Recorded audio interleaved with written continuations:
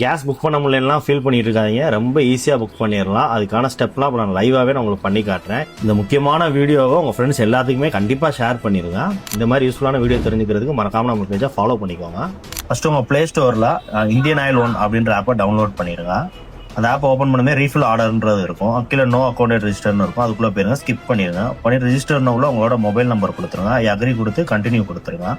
கொடுத்துட்டீங்கனாலே உங்களுக்கு அந்த extra star அந்த மாதிரிலாம் வரும். அது எல்லாத்தையுமே ஸ்கிப் பண்ணிடுங்க. பண்ணிவிட்டு அதுக்கப்புறமா அவங்க ரிஜிஸ்ட்ரேஷன் காலம் ஒன்று ஓப்பன் ஆகும். உங்களுக்கு அந்த காலத்தில் உங்களுக்கு ஓடிபி ஆட்டோமேட்டிக்காக வந்துடும். ஓடிபி கொடுத்து பாஸ்வேர்டு நீங்கள் க்ரியேட் பண்ணி சப்மிட் கொடுத்துருங்க. இந்த பயோமெட்ரிக்கெல்லாம் ஸ்கிப் பண்ணிவிட்டு அடுத்து நீங்கள் திருப்பி உங்கள் மொபைல் நம்பர் நீங்கள் க்ரியேட் பண்ண பாஸ்வேர்டை போட்டு லாகின் கொடுத்துட்டு ரீஃபில் ஆர்டர் கொடுத்துருங்க.